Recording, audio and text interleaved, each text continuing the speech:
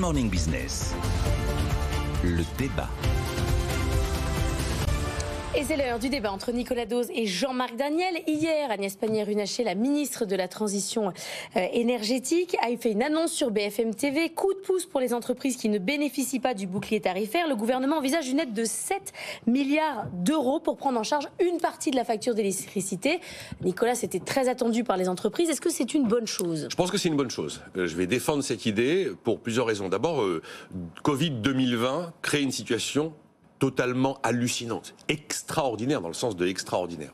À l'époque, c'est un choix politique, on met l'économie sous cloche. Si le gouvernement n'est pas là pour essayer d'apaiser le choc, on a des entreprises qui vont au tapis et des quantités d'emplois qui disparaissent. On détruit du capital physique, on détruit du capital humain.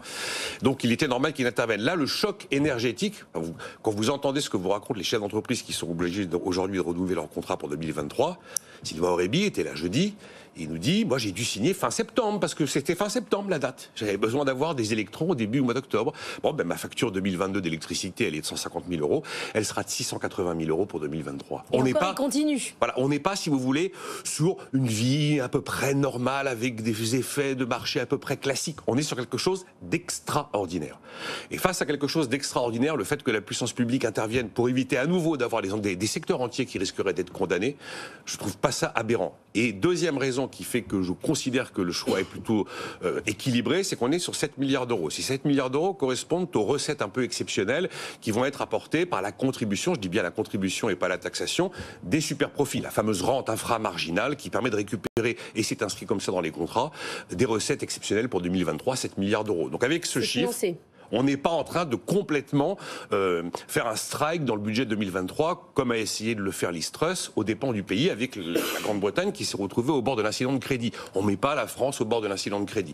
Le seul bémol, c'est qu'on n'est pas sur une mesure ciblée. Donc il y a des entreprises qui peuvent passer le cap sans l'aide de l'État, mais qui éventuellement vont pouvoir en bénéficier. Il y a des entreprises qui peuvent répercuter dans leur prix la hausse des prix de l'électricité et qui pourtant vont peut-être être éligibles effectivement à ce dispositif.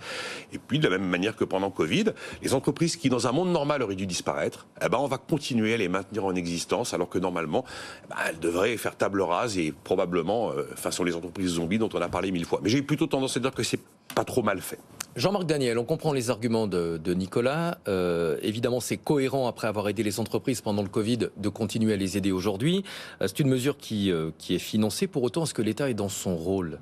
Non, je ne pense pas. D'abord, la comparaison avec le Covid ne me paraît pas pertinente. Le Covid, c'était un événement vraiment extérieur à l'économie, qui arrivait brutalement, qui était censé durer un temps limité. Bon, au départ, ça devait durer 15 jours, le confinement, ça durait 55 jours. Donc il y avait une décision publique, et la conséquence de cette décision publique a été amortie par l'État en disant, en fait, on va répartir sur la génération future les conséquences d'un événement violent qui intervient dans la génération actuelle. Bon, pourquoi pas. Là, on commence à être dans la logique où c'est l'État, nous, on s'occupe de vous. Donc moi, je suis plutôt dans la logique de Legendre, le prévôt des marchands de Bordeaux, qui était allé voir Colbert, et Colbert lui avait dit, qu'est-ce que je peux faire pour vous ? Et Legendre lui avait répondu, oubliez-moi. Laissez-moi vivre. Ce que vous pouvez faire pour moi, c'est de m'oublier. Alors cet État qui n'arrête pas de se mêler, on arrive dans cette situation, là aussi, j'avais fait un édito dans les Échos, il y a eu un certain retour, je mesure le retour et l'appréciation de ce que je fais au travers de des réactions, j'avais dit, écoutez, les entreprises, elles reçoivent 146 milliards d'euros, et elles paient 146 milliards d'euros d'impôts. Donc la meilleure solution, ce serait de supprimer les impôts et de supprimer les subventions aux entreprises et de les laisser vivre, de les laisser assumer les conséquences que l'énergie, ça augmente. Il y a eu des chocs pétroliers, il y a des grèves, il y a des marchés qui se ferment, il y a des concurrents qui apparaissent. C'est la vie de l'entreprise.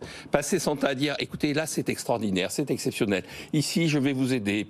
Mais je vais vous aider suivant des critères que personne ne comprend. Et puis je vais aider telle entreprise parce que finalement, elle est dans un endroit où il y a besoin d'emploi, et puis il y a un député qui est élu de la majorité. Oui, mais vous-même, Jean-Marc, vous avez dit c'est la guerre, la situation est exceptionnelle, l'État doit donc faire quelque chose d'exceptionnel. Je vous ai entendu le dire. Oui, absolument, sauf que j'ai dit aussi que maintenant le marché du gaz est en train de se corriger. Le prix du gaz a baissé de 40%.